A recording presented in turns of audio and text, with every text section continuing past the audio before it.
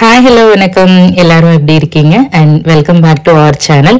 இன்னைக்கு நம்ம vlogல வந்துட்டு கந்த சஷ்டி விரதம் நான் எடுத்தேன் இல்லைங்களா, அதோட ஃபுல் வீடியோ தான் இந்த vlogல நம்ம பார்க்க போறோம். அண்ட் இது வந்து டே 1. நான் என்னோட பழைய வீடியோஸ் எல்லாம் நீங்க பார்த்துருந்தீங்கன்னா கண்டிப்பா தெரிஞ்சிருக்கும். எனக்கு வந்து என்னதான் எவ்வளவு பெரிய அக்கேஷன்ஸ் இருந்தாலுமே எனக்கு பூஜை ரூம் வந்து அந்த அன்னைக்கு கிளீன் பண்ணா அப்படின்னா தான் ஒரு ஃப்ரெஷ்ஷா இருக்கிற ஒரு ஃபீலே இருக்கும் அப்படின்னு நிறைய வீடியோஸ்ல நான் சொல்லியிருப்பேன். ஈவன் வந்துட்டு நான் நைட்டு தொடச்சிட்டு படுத்தாலும் காலையில எந்திரிச்சு தூங்கி எந்திரிச்சிடலாம், சும்மா அந்த ஹாலை மட்டும் தொடச்சிக்கலாம் அப்படின்னு தொடச்சு விட்டுட்டு சாமி கும்பிடுற கேஸ் நான். அண்ட் வந்துட்டு அந்த மாதிரி பூஜை சாமான்லாம் சஷ்டி வருதுன்னு சொல்லிட்டு முன்னாடி நாளே வந்து எல்லாம் கழுவி கிளீன் பண்ணி எடுத்து வச்சுட்டு அண்ட் காலையிலக்கு தேவையான எல்லாமே வெத்தலை பாக்கு பூ பழம் எல்லாமே நைட் வந்து ஒரு பிளேட்ல எடுத்து அரேஞ்ச் பண்ணி வச்சுட்டு படுத்துட்டேன். அண்ட் இது வந்து டைம் பார்த்தீங்க அப்படின்னா ஒரு 3:45 இருக்கும் அப்படின்னு நான் நினைக்கிறேன். அரௌண்ட் 3:45-4 நான் எல்லாம் ரெடி ஆக ஆரம்பிச்சிட்டேன். ஸோ எந்திரிச்சு குளிச்சுட்டு சாமி பூஜை ரூம் வந்து இப்படிதான் இருந்தது, எக்ஸாக்டா அப்படிதான் இருந்தது. ஸோ கந்த சஷ்டி கவசம் டிவியில போட்டு விட்டுட்டோம் அப்படின்னா வேலை கொஞ்சம் அப்படியே பாட்டு கேட்டுட்டே நம்மளும் கந்த சஷ்டி கவசம் சொன்ன மாதிரி இருக்கும்னு சொல்லிட்டு அப்படியே என்னோட வேலையெல்லாம் செய்ய ஆரம்பிச்சிட்டேன் நான். அண்ட் வந்துட்டு கந்த சஷ்டி விரதம் பத்தி சொல்லணும் அப்படின்னா எனக்கு முருகனை எவ்வளவு பிடிக்கும் அப்படிங்கிறது நம்மளோட சப்ஸ்கிரைபர்ஸ் எல்லாத்துக்குமே தெரியும். ஈவன் நான் வந்துட்டு இன்னைக்கு ஒரு 10 நாள் கேப்ல வந்துட்டு முருகன் வீடியோஸோ இல்ல மருதமலைக்கு போறதோ வீடியோ போடல அப்படின்னா உடனே வந்து எல்லாம் கேட்க ஆரம்பிச்சிருவாங்க, ஏன் போலையா அப்படின்னு சொல்லிட்டு கேட்பாங்க. அண்ட் வந்துட்டு அது ஏன்னு தெரியல, எனக்கு ரொம்ப பிடிக்கும். ஸோ வந்துட்டு இந்த தடவை முதல் முறையா கந்த சஷ்டி விரதம் வந்துட்டு எடுக்கலாம் அப்படின்னு சொல்லி பிளான் பண்ணியிருந்தேன். அண்ட் வந்துட்டு எனக்கு வந்து சுத்தமா டவுட்ல தான் நான் பண்ணேன். ஏன்னா வரலட்சுமி விரதம் வந்து பாத்தீங்கன்னா கண்டினியூஸா வந்து 2 whole days வந்து நான் வந்து விரதம் இருந்திருக்கேன். அது எனக்கு நல்லாவே தெரியும். எப்படின்னா இன்னைக்கு வியாழக்கிழமை சாயங்காலம் வந்து நான் வந்து அம்பால அழைக்கிறோம் அப்படின்னா நான் அன்னைக்கு காலையில இருந்து விரதம் இருக்க ஆரம்பிச்சிருவேங்க. ஸோ வியாழக்கிழமை காலையில இருந்து ஈவினிங் அம்பால அழைச்சிட்டு நெக்ஸ்ட் டே ஈவினிங் சாமி கும்பிட்டு முடிச்சதுக்கு அப்புறம் தான் நான் சாப்பாடே எடுத்துக்குவேன். ஸோ அந்த மாதிரி 2 whole days வந்து நான் வந்து விரதம் இருந்திருக்கேன், நான் இல்லைன்னு சொல்லல. பட் இது இந்த 6 days அப்படிங்கிறது நான் வந்து என்னால பண்ண முடியுமா, அண்ட் எல்லாருக்குமே நல்லாவே தெரியும் நான் நல்லா சாப்பிடுற ஒரு ஆள் தான் அப்படிங்கிறது. ஸோ வந்துட்டு என்ன ஒரு கமிட் பண்ணிட்டோம் அப்படின்னா அதை வந்து நல்லா ஃபாலோ பண்ண முடியுமான்னு ஒரு பயம் இருந்தது. ஃபாலோ பண்ணலன்னா சாமி தண்டிச்சிரும் அந்த மாதிரி பயம்லாம் எனக்கு எப்பவுமே கிடையாது. ஏன்னா நம்மளை கடவுள் கண்டிப்பா தண்டனை கொடுக்கவே கொடுக்காது அப்படிங்கிறத நான் ஆழமா நம்புவேன். அன்பு மட்டும்தான் கடவுள் கிட்ட இருந்து நமக்கும் கிடைக்கும், நமக்கும் அவங்கள்ட்ட இருந்து கொடுக்கணும் அப்படிங்கறத நான் நம்புற ஒரு ஆள். இதுக்கு அதனாலதான் நான் வந்து அந்த ஷார்ட்ஸ்லயே சொல்லியிருப்பேன். லைக் வந்துட்டு நான் வந்து நிறைய கோல்மால் பண்ணேன். என் ஃப்ரெண்ட்ஸ் எல்லாம் கூட கேட்டாங்க, அது ஏன் நீ வீடியோல சொல்ற, லைக் நீ விரதம் இருந்ததை மட்டும் சொல்ல வேண்டியதானே, நீ எதுக்கு அதெல்லாம் சொல்றேன்னு சொல்லி ஃப்ரெண்ட்ஸ் எல்லாம் கேட்டிருந்தாங்க. அதுதான் உண்மை அதுதான். நான் வந்து ரொம்ப பெர்ஃபெக்டா நான் இந்த விரதம் கடைபிடிக்கல, அதையும் நான் சொல்லிடுறேன். என்னென்ன பண்ணன அப்படிங்கறதையும் நான் சொல்லிடுறேன், ஓகேங்களா. அண்ட் அப்படிதான் என் விரதம் வந்து ஒரு டவுட்ல தான் நான் ஸ்டார்ட் பண்ணல, பட் ஒரு நம்பிக்கை இருந்தது. என்ன இருந்தாலும் நான் கம்ப்ளீட் பண்ணிடுவேன் அப்படிங்கிற ஒரு நம்பிக்கையில நான் ஸ்டார்ட் பண்ணேன். சின்னதா வேலையெல்லாம் கோல்மால்லாம் பண்ணி சக்சஸ்ஃபுல்லி நான் கம்ப்ளீட் பண்ணிட்டேன். அண்ட் காலையில ஏர்லி மார்னிங் எழுந்து குளிச்சுட்டு வந்துட்டு அந்த விரதம் இருக்கும்போது ஒரு என்ன சொல்றது, ஒரு நல்ல ஒரு டிவைன் வைபோட ஸ்டார்ட் பண்ணலாமே அப்படின்னு சொல்லிட்டு கையில வந்து தீபாவளிக்கு மருதாணி வச்சிருந்தேன். ஸோ வந்துட்டு அந்த மருதாணி, எனக்கு மருதாணி ரொம்ப பிடிக்கும். அந்த மருதாணி பார்க்கும்போது நான் ஏன் நம்ம வளையல் கை நிறைய போட்டுக்க கூடாது, ஸோ வரலட்சுமி விரதத்துக்கு வாங்கி வச்ச வளையல்லாம் அப்படியே இருந்தது. ஸோ ஃபர்ஸ்ட் வேலையை குளிச்சுட்டு வந்தோன்னா கை நிறைய கண்ணாடி வளையல் எடுத்து போட்டுக்கிட்டேன். அண்ட் அது ஒரு மாதிரி உண்மையாவே ஒரு நல்ல ஒரு டிவைன் வைபு தான் அந்த சலசல சவுண்ட் வந்து எனக்கு கொடுத்துச்சுன்னு சொல்லணும். அண்ட் வந்துட்டு முருகருக்கு வந்து நைட்டு வந்துட்டு செம்பருத்தி பூ எனக்கு வந்துட்டு என்னன்னு தெரியலைங்க, ரொம்ப நாளாவே ஒரு வீட்டுல பார்த்தேன். அந்த வீட்டுல வந்து செம்பருத்தி பூ வந்து சாமி போட்டோக்கு வச்சிருந்தாங்க, அவ்வளோ அழகா இருந்தது. நான் ஜென்ரலி அப்படி நான் யோசிச்சது இல்லை, பூ வாங்கி அழகா வைக்கணும் அப்படின்னு யோசிச்சிருக்கேன். பட் இந்த பூ வைக்கணும் அந்த பூ வைக்கணுங்கிற கான்செப்ட் எல்லாம் என்கிட்ட கிடையவே கிடையாது. ஸோ ஆனா திடீர்னு பார்த்தோன்னா அந்த செம்பருத்தி பூ வாசம் ரொம்ப நாளா இருந்தது. சடன்லி தீபாவளி முடிச்சுட்டு எங்க சித்தி வீட்டுக்கு போயிட்டு வரும்போது அவங்க வீட்டுல இருந்து நல்லா முக்கா பொறிச்சிட்டு வந்தேன். ஸோ அது வச்சே ஆகணும் அப்படின்னு சொல்லிட்டு அதையும் எடுத்து வெளியில வச்சேன், ஒரு 10 நிமிஷம் தான் வச்சிருந்தேன், அது அழகா விரிஞ்சு வந்துருச்சு. அண்ட் வந்துட்டு முருகனுக்கு வந்து இன்னைக்கு சஷ்டி ஆரம்பிக்கிறேன் அப்படின்னால பால் அபிஷேகம் ரொம்ப நிறையலாம் கிடையாது, ஒரு 1/4 டம்ளர் பால்ல. இன்னொன்னு பால், அது நீங்க இதுக்கு வந்து எத்தனை நெகட்டிவ் கமெண்ட்ஸ் வரும்னு எனக்கு சீரியஸ்லி தெரியாது. எனக்கு பொதுவாகவே வந்து இந்த கோவில்களில் பால் அபிஷேகம் பண்ணும்போது எனக்கு ஒரு குற்ற உணர்ச்சி இருந்துட்டே இருக்கும். எதுக்கு இவ்வளோ பால் ஊத்துறாங்க, யாராவது குழந்தைங்களுக்கு கொடுக்கலாம், இல்லை ரோட்ல இருக்கிற குழந்தைங்களுக்கு, அப்படிதான் என் மனசு சொல்லிட்டே இருக்குமே தவிர, அதனால வந்து நான் ரொம்ப பால்லாம் வந்து அதிகமா ஊத்தி செலவு பண்ற ஆள் கிடையவே கிடையாது. ஒரு 1/4 டம்ளர், ரொம்ப 1/4 டம்ளர்ல தான் எடுத்து 3 பேருக்குமே வர மாதிரி, பக்கத்துல விநாயகர் இதெல்லாம் இருந்தனால அது பண்ணலாம் அப்படின்னு சொல்லிட்டு இந்த இதை எப்பவுமே பண்ணுவேன். ரொம்ப ஜாஸ்தியெல்லாம் இதுக்காக பால் தேன் எல்லாம் செலவு பண்ற ஆள் நான் கிடையாது. அண்ட் தென் வந்துட்டு காலையில வந்துட்டு ஃபர்ஸ்ட் பால் அபிஷேகம் பண்ணேன், அதுக்கப்புறம் வந்துட்டு தேன் இருந்தது, தேன் ஊத்தி அபிஷேகம் பண்ண, பன்னீர்ல அபிஷேகம் பண்ண. அண்ட் தென் வந்துட்டு இது அது என்னங்க, ஒரு பவுடர் இருக்கும்ல சாமிக்கு போடுவோம்ல, அந்த திருமஞ்சன பொடி போட்டு எல்லாமே போட்டு ஒரு 4-5 அபிஷேகம் அழகா வந்து சாமிக்கு பண்ணிட்டேன். இளநீ ஒண்ணு இருந்தது, அதுலயும் வந்துட்டு ஒரு ஹோல் டம்ளர்ல இளநீ வந்தது, அதுலயும் ஒரு 1/4 டம்ளர் மட்டும் சாமிக்கு ஊத்தி அபிஷேகம் பண்ணி முடிச்சாச்சு. ஸோ இப்படிதான் கந்தசஷ்டி அன்னைக்கு காலையில அபிஷேகம் வந்து நான் பண்ணியிருந்தேன். ரொம்ப மினிமலான இதை யூஸ் பண்ணி தான் பண்ணேன். அண்ட் வந்துட்டு கந்தசஷ்டி அன்னைக்கு ஃபர்ஸ்ட் நாள் இது பண்ணும், 2வது நாள் இது பண்ணும், 3வது நாள் அது பண்ணும், நிறைய விஷயங்கள் சொல்லியிருந்தாங்க. நான் நிறைய வீடியோஸ்ல சொல்லியிருக்கேன். நான் வந்துட்டு தேசமங்கையர்க்கரசி அம்மாவை நான் ஃபாலோ பண்ணுவேன், இந்த மாதிரி டிவோஷனலான விஷயங்கள் பண்ணணும் அப்படின்னா தேசமங்கையர்க்கரசி அம்மாவை தான் நான் ஃபாலோ பண்ணுவேன், நிறைய வீடியோஸ்ல நான் சொல்லியிருக்கேன். ஸோ சஷ்டிக்குமே வந்து அவங்க நிறைய இன்ஸ்ட்ரக்ஷன்ஸ் கொடுத்துருந்தாங்க.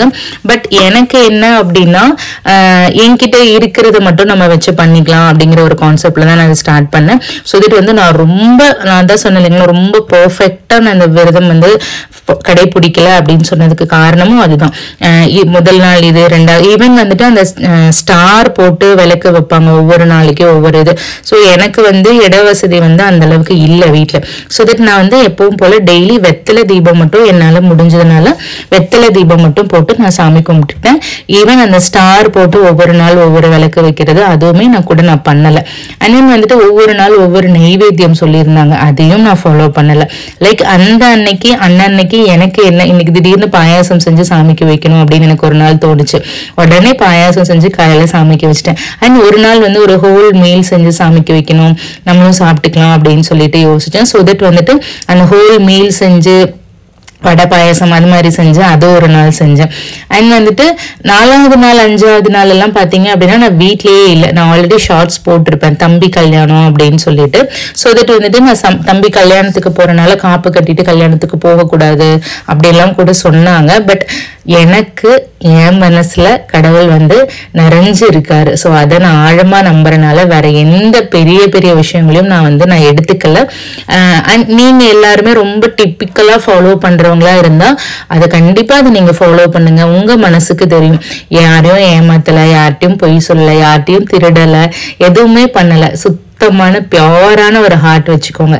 எல்லாரும் நல்லா இருக்கணும், நம்மளும் நல்லா இருக்கணும். அண்ட் தென் வந்துட்டு யாரையும் கஷ்டப்படுத்தக்கூடாது, அந்த மாதிரியான ஒரு மைண்ட் செட்டோட இருந்தோம் அப்படின்னாலே கடவுளுக்கும் நம்மளை ரொம்ப பிடிக்கும், நம்மளுக்கும் நம்ம நினைச்சதை விட எல்லா விஷயங்களும் இந்த யூனிவர்ஸும் நமக்கு கொடுத்துட்டே தான் இருக்கும். ஸோ அதை நான் ரொம்ப ரொம்ப ஆழமா நம்புவேன். அண்ட் இது பண்ணிதான் இது பண்ணணும், அண்ட் இது பண்ணனாதான் இது கிடைக்கும். எனக்கு எது எப்பப்ப கிடைக்கணுமோ அதை கடவுள் அப்பப்ப கொடுத்துட்டே தான் இருக்காரு. அதுக்கு நான் ரொம்ப கிரேட்ஃபுல்லா இருக்கேன், ஒவ்வொரு நிமிஷமும் தேங்க்ஃபுல்லா இருக்கேன். இப்படிதான் எங்களோட லைஃப் வந்து டே பை டே போயிட்டே இருக்கே தவிர எனக்கு இது பண்ணல அப்படின்னா கடவுள் எனக்கு கோவிச்சுக்குவாரு அந்த கான்செப்ட் என்கிட்ட 0 தான், என்கிட்ட கிடையவே கிடையாது. ஈவன் சொல்லணும் அப்படின்னா ஒரு 2 years முன்னாடி வரைக்கும் நான் ஜாதகத்தை கூட நான் நம்பிட்டு இருந்தேன். ஈவன் வந்துட்டு எனக்கு என்னன்னா கல்யாணத்துக்கு முன்னாடி எனக்கு ஜாதகமே எழுதுனது கிடையாது. எங்க அம்மா அப்பா கல்யாணம் அப்படின்னு பேச்சு எடுக்கும் போதுதான் என்னோட பிறந்த தேதி இதெல்லாம் வச்சுதான் ஜாதகமே எழுதுனாங்க. ஸோ அதுக்கப்புறம் என்னன்னா ஒரு பேரண்ட் மோடுக்கு நான் வந்துட்டேன். நம்ம குழந்தை நல்லா இருக்கணும், அவனுக்கு ஏதாவது ஒண்ணுன்னா டைம் எப்படி இருக்குன்னு பார்க்கணும், இது செய்யணும், ஒரு வேளை நல்ல நேரம் இல்லைன்னா அது பண்ணணும் இது பண்ணும் அப்படிங்கிற மாதிரி யோசிச்சிருந்தேன். அண்ட் வந்துட்டு நடக்கிற விஷயங்களும் பாத்தீங்கன்னா அந்த மாதிரிதான் எனக்கு நடந்துட்டு இருந்தது. எப்படின்னா இப்ப யாதவ் குட்டிக்கு ஒரு 2 years முன்னாடி வந்து 1.5 years 2 years இருக்கும்னு நினைக்கிறேங்க. எல்லாருக்குமே நல்லா தெரியும் ஹாட் வாட்டர் வந்து மேலே போட்டுக்கிட்டான் அவன். ஸோ வந்து அப்போ வந்துட்டு என்னன்னா அவனுக்கு அந்த சனி திசை நடந்துட்டு இருக்கு முடியிற ஸ்டேஜ்ல அப்படிலாம் சொல்லும்போது நான் வந்து கனெக்ட் பண்ணிக்குவேன், ஒருவேளை இதனாலதான் அது நடக்குதோ அப்படின்னு சொல்லிட்டு. பட் ஒரு பாயிண்ட் ஆஃப் டைம்ல எனக்கு இது எது மேலேயுமே நம்பிக்கை இல்லாம போயிடுச்சு.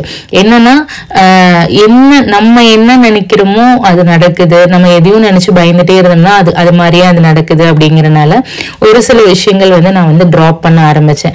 ஈவன் நான் எங்க ஜோசியக்காரர்கிட்ட போகும்போது கூட அவர் எப்பவுமே என்னை பார்த்து சொல்லுவாரு, இங்க வரவங்க எல்லாருமே ஒரு மைண்ட் செட்ல வந்தா நீங்க ஒரு மைண்ட் செட்ல வரீங்கம்மா அப்படின்னு சொல்லுவாரு. ஏங்க சார் அப்படின்னு கேட்டா, இல்ல எல்லாருமே வந்து இது இப்படி இருக்கு, இது பண்ணலாமா அது பண்ணலாமா அப்படிதான் கேட்பாங்க. பட் நீங்க இங்க வந்தா வந்துட்டு எங்களோட கான்வர்சேஷனுமே அப்படிதான் இருக்கும். அவர் எங்கள்கிட்ட என்ன சொல்லுவாருன்னா, நல்ல பாசிட்டிவான நோட்ஸ் தான் கொடுக்கணும் அப்படின்னு நான் எதிர்பார்ப்பேன். ஜாதகமே பார்க்க போனாலுமே நமக்கு வந்து ஒரு பாசிட்டிவ் நோட்ஸ் கொடுத்தாங்க அப்படின்னா அதை வச்சு நம்ம மூவ் ஆன் ஆகும். ஸோ எல்லாமே வார்த்தைகள் தான் இல்லையா? ஸோ அந்த வார்த்தைகள் வந்து அவர் பாசிட்டிவா கொடுக்கணும் அப்படின்னு அவர்கிட்ட முன்னாடியே நான் சொல்லிடுவேன். ஸோ அவர் எங்ககிட்ட எந்த நெகட்டிவ் இதையுமே வேர்டுமே கொடுக்கவே மாட்டாரு. ஸோ அந்த வார்த்தைகள் வந்து நமக்கு வந்து ஸ்ட்ராங்கா இருக்கும். ஓகே நம்ம நல்லா இருக்கும், ஸ்ட்ராங்கா இருப்போம் அப்படிங்கிற மாதிரி இருக்கும். அப்போ எங்களோட கான்வர்சேஷன் ஜோசியக்காரருக்கும் எங்களுக்குமான கான்வர்சேஷன் அப்படிதான் இருக்கும். ஸோ வந்துட்டு நான் அந்த ஜோசியத்தையுமே வந்து முழுசா இப்போ வரைக்கும் நான் நம்பினது கிடையாது. பட் நம்மளை சுத்தி இருக்க விஷயங்கள் நம்ம நடக்கும்போது நமக்கே தெரியாம நம்ம அது கூட போய் கனெக்ட் பண்ண பழகிறோம். ஸோ அதெல்லாம் பண்ணவே பண்ணாதீங்க. பட் கரண்ட்லி நான் வந்து இப்போ எனக்கு ஜோசிய மேல எவ்வளவு நம்பிக்கைன்னா 0 தான்.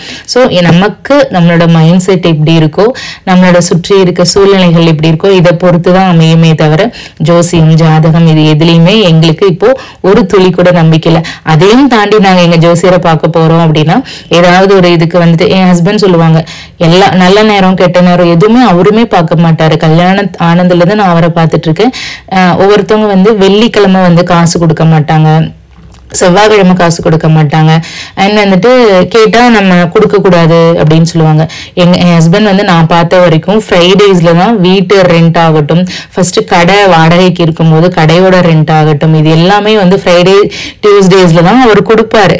நான் அதையும் மைண்ட் பண்ணதே கிடையாது. அதனால என்ன, ஒருவேளை நம்ம கொடுக்கறனால அவங்களுக்கு செல்வம் செய்யறதுன்னா செய்யறட்டுமே, அது சந்தோஷம் தானே. நம்ம கொடுக்கறனால நம்ம கிட்ட எப்படி குறைய போகுது? நம்ம ஒரு இடத்துல இருக்கோம், அதுக்கான ரெண்ட்டை நம்ம பே பண்ணி தான் ஆகும். அதுக்கு நாள் கிழமை பார்த்து நம்ம என்ன பண்ண போறோம் அப்படிங்கிற மாதிரிதான் எனக்குமே தோணும். சோ அந்த மாதிரி எல்லா நாளும் நல்ல நாள் தான், எல்லா நேரமும் நல்ல நேரம் தான் அப்படிங்கிறது என் குழந்தை வரைக்கும் நாங்க இப்ப சொல்லி கொடுத்துட்டு இருக்கோம். அதுதான் நானும் சொல்றேன். ஒருவேளை இப்ப பாத்தீங்க அப்படின்னா ஜோசியரை நாங்க பார்க்க போவோம், இல்லைன்னு நான் சொல்லல. எதுக்கு போவோம்னா இப்ப வீடு கிரக பிரவேசம் பண்ணோம். சோ அதுக்கு வந்து நம்ம ஏதாவது ஒரு டேட்டை பிக்ஸ் பண்ணி வைக்க முடியாது. காஸ் வந்துட்டு உடனே வந்து இந்த நாள்ல ஏன் வைக்கிறீங்க அப்படின்னு நம்ம வீட்டுக்கு வரவங்களாகட்டும் விசேஷத்துக்கு வரவங்களாகட்டும் ஏதாவது ஒன்று சொல்லிடுவாங்க. ஸோ அதுக்காகவே மெயினா நாங்க வந்து நாள் குறிக்கணும் அப்படின்னு பார்ப்போம். அண்ட் வந்துட்டு வீடுமே வந்து பெருசா நாங்க வாஸ்து பார்த்து கட்டி இருக்க மாட்டோம். நம்மளோட ஹவுஸ் டூர் பாத்தீங்கன்னா தெரியும், ஹோம் டூர் பாத்தீங்கன்னா தெரியும். வீடுமே நாங்க பெருசா வாஸ்து பார்த்து கட்டியிருக்க மாட்டோம். அங்கங்க கொஞ்சம் கொஞ்சம், ஏன்னா வீடு கட்டும்போது அவங்க சொல்றதையும் நம்ம கேட்டுக்கணும் அப்படிங்கிற மாதிரி ஒரு சில விஷயங்கள் நான் கேட்டிருப்பேனே தவிர மற்றபடி எனக்கு இடத்துல வந்து வெளிச்சமும் காத்தும் இருக்கணுமே தவிர மற்றபடி எந்த வாஸ்துவும் எனக்கு தேவையில்லை அப்படிங்கிற மாதிரி ஒரு நோட்டோட தான் நான் அவங்க கிட்ட சொன்னதே. எங்க அண்ணன் தான் எல்லாமே பில்டிங் ஒர்க் எல்லாமே பண்ணாங்க. ஸோ எங்க அண்ணா அப்படிங்கிறனால எனக்கு கொஞ்சம் ஈஸியாவே இருந்தது. சொல்லும்போது சரி ஓகே பண்ணிக்கலாம் அப்படிங்கிற மாதிரி அவங்களும் சொல்லிட்டாங்க. அதையுமே நாங்க யோசிச்சோம், ஒருவேளை வர்றவங்க ஏதாவது வந்துட்டு, ஏன்னா நம்ம வந்து ஒரு மைண்ட் செட்டோட போயிட்டு இருப்போம், நம்ம லைஃபை வந்து லீட் பண்ணி கொண்டு போயிட்டு இருப்போம். யாராவது உள்ள வந்து இது ஏன் இப்படி பண்ணீங்க, இப்படி நெகட்டிவா ஆயிடும், அது ஏன் அப்படி பண்ணீங்க, அப்படி பண்ணக்கூடாது அப்படின்னு சொல்லும்போது நமக்கே தெரியாம நமக்குள்ள ஒரு விஷயம் வந்து நம்மளை போட்டு இது பண்ணிட்டே இருக்கும். ஸோ அதுக்கெல்லாம் இடம் கொடுக்க கூடாது அப்படிங்கிற மாதிரியும் நாங்க அதிகமா யோசிச்சோம். அதுதான் சொல்ல வரேன், எங்களை பொறுத்த வரைக்கும் கடவுள் இருக்கான் அப்படிங்கறது ரொம்ப ஆழமா நாங்க நம்புறோம். அந்த கடவுளுக்கு நம்ம இது பண்ணினாதான் அவன் திருப்பி பண்ணுவாங்கிற கான்செப்ட் என்ன பொறுத்த வரைக்கும் ரொம்ப என்னோட பாயிண்ட்ல நான் சொல்றேன். ஒவ்வொருத்தவங்களுக்கும் ஒவ்வொரு ஒப்பீனியன் இருக்கலாம். பட் என்னோட பாயிண்ட்ல நம்ம கொடுத்தாதான் கடவுள் கொடுப்பாங்கிற கான்செப்ட் கிடையவே கிடையாது. இந்த வாழ்க்கையே கடவுள் நமக்காக கொடுத்தது. அதை வந்து அழகா நல்ல புத்தியோட நல்ல மனசோட கொண்டு போயிட்டோம் அப்படின்னா எல்லாருமே மிஸ்டேக்ஸ் பண்ணுவாங்க. அதை வந்துட்டு அதுக்கான அடி வாங்கும்போது ஓ இது தப்போ, இது இனிமே பண்ணக்கூடாதோ அப்படிங்கிற ஒரு பாயிண்ட்ல நம்ம வந்து நிற்போம்.